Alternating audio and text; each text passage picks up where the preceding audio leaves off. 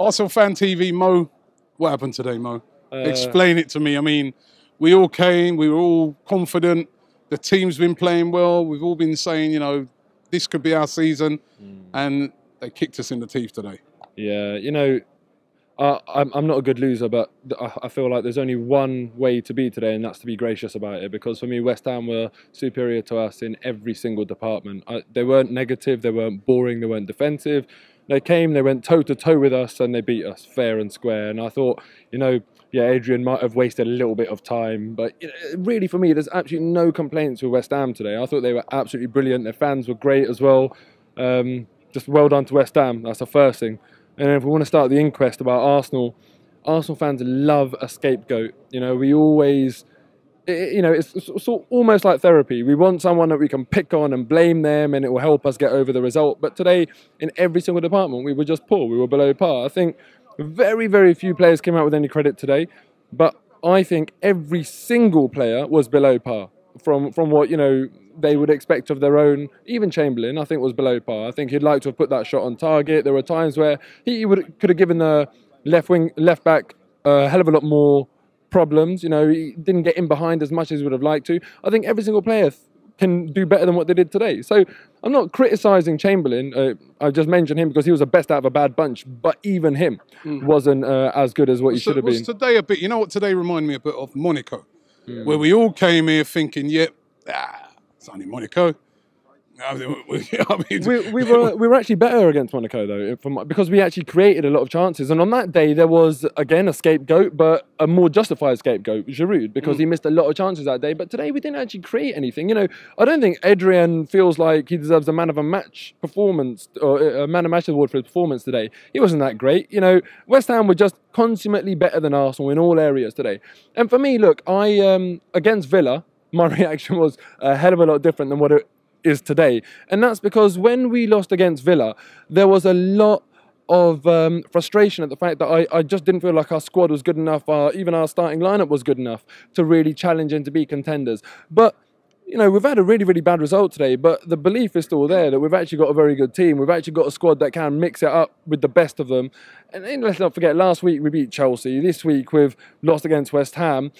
It's not that we can't mix it with the best. We can. So my reaction is different. I do wish that the club would be a lot more sort of assertive in how they do business in terms of the squad, but you have to also appreciate the fact that it's not always that easy. Sometimes you have to wait for other cogs to move before you can do what you want to do. And I believe that we are still in the market for players and that will happen, but not as of yet. It'd be nice if we had a team that was, you know, capable of beating West Ham today, but we didn't have that. And Alexis wasn't in there.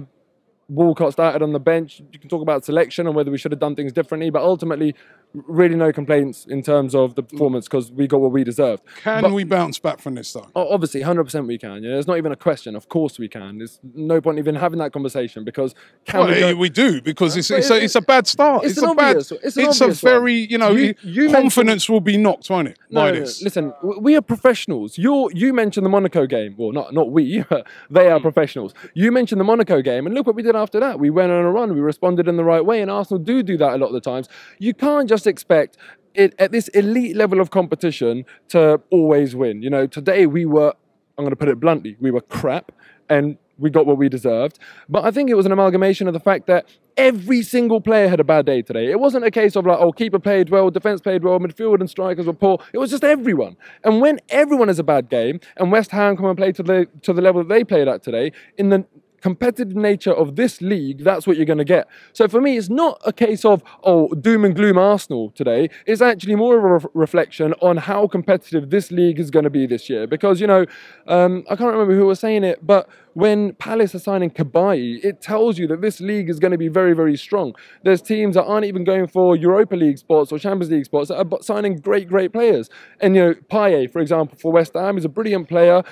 You know, West Ham are going to be strong. There's going to be a hell of a lot of teams that are going to be strong. And all it proves is that we need to be on top of our game week in, week out. Otherwise, this will be more of a regular occurrence. So, look, credit to West Ham today. Credit to their fans. They completely deserved it. Arsenal need to bounce back. And I think we'll do it against Palace. You know, you just have to have that belief and that faith. Let's just not overreact. Let's have a bit of faith, get behind the lads and ultimately, that was Claude. But ultimately, I'm not going to do a tie and react to him. But look, ultimately, the way I see it now is that we're working on a 37-game season. Everyone else is at a head start. There's 37 games to focus on. And just like in a 90-minute game, I'd rather concede in the first 5 minutes than in the last 5 minutes. You know, I'd rather mess up early on in the season and then go and improve after that. So fingers crossed, let's not overreact, let's keep the faith, let's add some world-class talent to our squad, and hopefully we can still go and do what we need to do this year. He'd have taken his hat off and caught it as he went out with the hat, like he could have done. Do we, despite the fact that yes, the whole team didn't play well,